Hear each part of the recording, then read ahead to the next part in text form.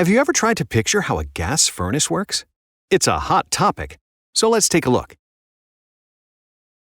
This Amana gas furnace is located in an attic. This one, a basement. But no matter where yours is located, it will probably work similar to this one. First, to heat any home, you need a heat source.